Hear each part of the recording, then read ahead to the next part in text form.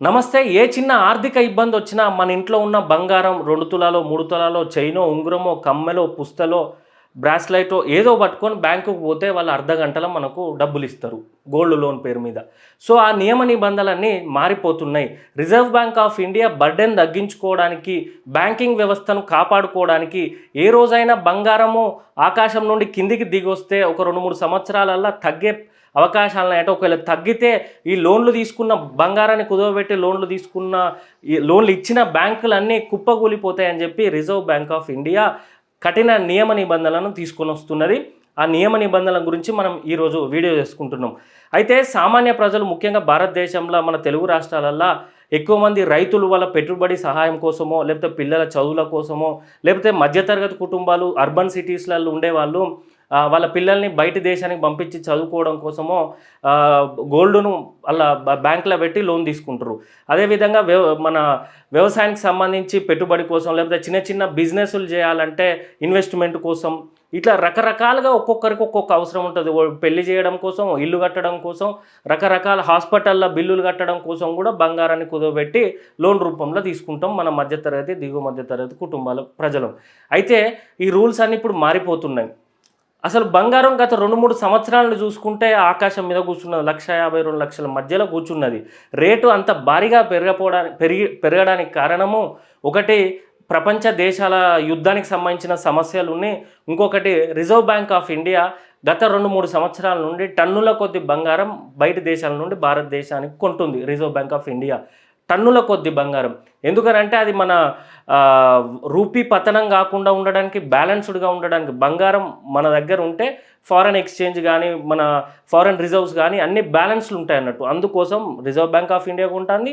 మన ప్రజలు ఎంత రేటు పెరిగినా, ఏ ఫంక్షన్ అయినా, అమ్మాయి పుట్టినా, అమ్మాయికి ఫంక్షన్ అయినా, ఎంగేజ్‌మెంటు, పెళ్లి, బర్త్‌డేలు ఇట్లా అవగాహన వచ్చి లాక్‌డౌన్ తర్వాత బంగారం రేటు పెరుగుతుందని కొంతమంది కొన్నారు. బంగారం కొని తక్కువ వడ్డీకి లోన్ తెచ్చుకొని ఏదైనా బిజినెస్ పెట్టుకోవాలని కొన్న వాళ్ళు కూడా చాలా మంది ఉంటారు. ఇట్లా ఏ విధంగా కొన్నా, ఏ విధంగా లోన్ తీసుకున్నా గవర్నమెంట్‌కి ఇబ్బంది అవుతుందన్నట్టు. వేల కోట్ల రూపాయలు లోన్ తీసుకున్నారు. అందుకే ఆర్‌బీఐ బాగా ఆలోచించి ఏదో రోజు బంగారం రేటు పడిపోతే బ్యాంకింగ్ వ్యవస్థనే ఆగమవుతుందని చెప్పి నియమ నిబంధనలను తీసుకొని వచ్చిళ్ళు. ముఖ్యంగా ఆ టర్మ్స్ ఏంటిదంటే ఇన్ని రోజులు ఇచ్చినట్టు మనం 5 తులాలు, 10 తులాలు పట్టుకొని పోతే వాళ్ళు లోన్ ఇయ్యరు. చాలా చాలా కష్టమైన ప్రాసెస్ ఉంటుంది. అది మన మధ్యతరగతి, దిగువ మధ్యతరగతి కుటుంబాలకు ఇబ్బందికరమే. 2.5 లక్షలు పైన లోన్ మనం అంటే ఒక 2 తులాలు 2.5, 3 తులాల కన్నా ఎక్కువ పెట్టి లోన్ తీసుకున్నాం అనుకో, ఆ డబ్బు కాస్త ఆ లోన్ అమౌంట్ కాస్త 2.5 లాక్స్ దాటితే మనం ఐటీ రిటర్న్స్‌లో చూపించాలి ఫస్టు. అదే వ్యవసాయానికి అసలు వాళ్ళు ఇచ్చుడే గగనం, ఇచ్చినాక ఈ రిటర్న్స్‌లో చూపించాలి. ఇక వ్యవసాయ ఆధారిత కుటుంబాలైతే వాళ్ళకు ఎంత జాగ ఉన్నదో ఆ జాగకు సంబంధించిన పాస్‌బుక్‌లు, ఒరిజినల్ డాక్యుమెంట్లు అవి సమర్పించితేనే గోల్డ్ లోన్ వస్తుంది. మళ్ళా వాళ్ళకి ఏదైనా పరిశ్రమ ఉంటే ఆ పరిశ్రమ డాక్యుమెంట్స్ కూడా పెడితేనే గోల్డ్ లోన్ అనేది వస్తుంది. రావడం కష్టమే, వచ్చుడు ఇంకెట్లా? ఇప్పుడు ఒక సపోజ్ 2.5 లక్షల అమౌంట్ వరకు అయితే మన గోల్డ్ మీద 85% లోన్ ఇస్తారు. అదే 2.5 నుండి 5 లక్షల మధ్యలో లోన్ అయితే 80% అంటే బంగారం విలువలో 80% లోనే ఇస్తారు. 5 లక్షల పైన ఉంటే అంటే ఆబ్వియస్‌గా బంగారం 70% అంటే లక్ష ఉన్న బంగారాన్ని 75,000 లోనే ఇస్తారు. ఎక్కువ తీసుకుంటా ఉంటే, ఎక్కువ బంగారం ఆడ పెడతా ఉంటే తక్కువ డబ్బు మెల్లమెల్ల 5% తగ్గిస్తూ ఉంటారన్నట్టు. ఈ టర్మ్స్‌తో పాటు ఇంతకుముందు ఇట్లా పోయి అట్లా పైసలు తెచ్చుకునేది ఒక అర్ధ గంట, పావు గంటలో లోన్ ఇచ్చేటోళ్ళు. ఇప్పుడు అట్లా కాకుండా మన పూర్తి సిబిల్ హిస్టరీ అంతా మనకు పాత ఈఎంఐలు ఉన్నాయా, క్లోజ్ చేసినామా లేదా, ఈ ప్రజెంట్ ఈఎంఐలు ఎన్నున్నాయి, దానికి ఎంత కడతాళ్ళు, మీరు ఎంత సంపాదించి వేరే ఈఎంఐలు ఎంత ఖర్చు పెట్టి ఈ ఈఎంఐ తీసుకోవడానికి వచ్చిళ్ళు, మీ సోర్స్ ఆఫ్ ఇన్కమ్ ఏంటిది అని రకరకాలుగా డాక్యుమెంట్స్ అన్నీ తీసుకున్న తర్వాతనే లోన్ ఇచ్చేటట్టున్నది. అయితే ఇక్కడ మధ్యతరగతి కుటుంబాలకు చాలా ఒక ఇబ్బందికరమైన పరిస్థితి. ఎందుకనంటే వాళ్ళు ఆల్రెడీ గోల్డ్ లోన్ పెట్టుకున్నోళ్ళు ఉంటారు కదా, అవి రినీవల్ చేయించాలంటే పూర్తి గత సంవత్సరం 6 నెలల నుండి కొన్ని బ్యాంకులలో అమలు చేస్తారు ఇది. అయితే రినీవల్ చేయించాలంటే పూర్తిగా ఎంత తీసుకున్నామో, సపోజ్ 3 తులాలు తీసుకుందాం అనుకోండి, 3,50,000 ప్లస్ వడ్డీ 50,000-60,000 అయినాయి అనుకో, 4,10,20,000 ఒకటేసారి కట్టాలి.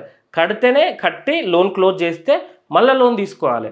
ఇంతకుముందులాగా 50,000-60,000 వడ్డీ కట్టి రినీవల్ చేసుకునే ప్రాసెస్ లేదు. పూర్తిగా కట్టాలి. అంటే ఇది అంత అమౌంట్ ఒకటేసారి ప్రజలకు దొరుకుడు చాలా ఇబ్బందికరం.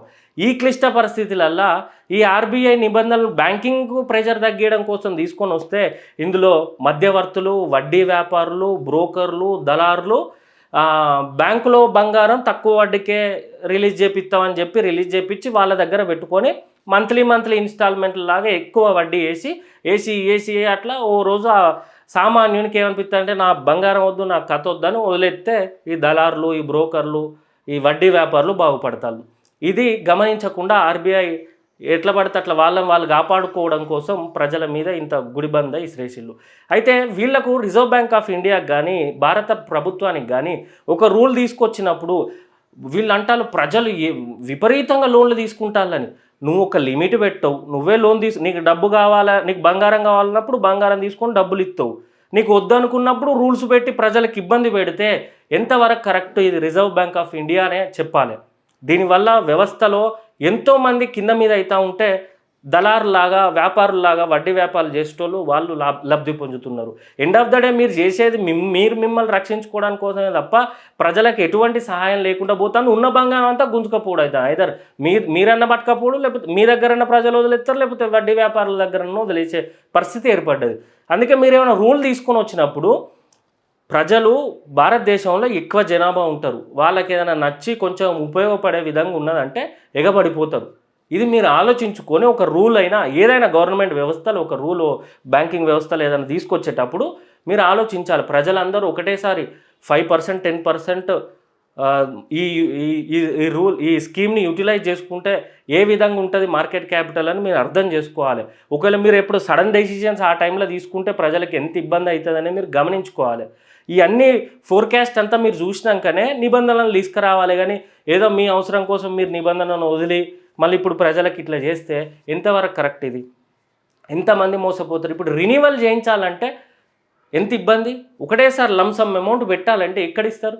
ఒక్కరోజు పెట్టాలన్నా వడ్డీ వ్యాపారులు 3 లక్షలకు ఇంకో 30-40 వేలు తీసుకుంటారు పొద్దుగాల నుండి సాయంత్రం వరకు గోల్డ్ రినివల్ చేసి తీసుకోవడానికి. అంటే ఆ ప్రజలు 2-3 నెలల శాలరీ అల్లనే పోతుంది వానికి, మధ్యతరగతి కుటుంబానికి. కాబట్టి రిజర్వ్ బ్యాంక్ ఆఫ్ ఇండియా ఈ రినివల్ ప్రాసెస్ గోల్డ్ విచ్చలవిడిగా ఇచ్చినందుకు ఇప్పుడు ప్రజలు బాధపడతారు. ఈ రూల్స్ మధ్యతరగతి పేద కుటుంబాలకు వెసులుబాటుగా ఉండేలాగా ఫ్రేమ్ చేయాలని విద్యార్థుల రాజకీయ పార్టీ తరఫున డిమాండ్ చేస్తున్నాం.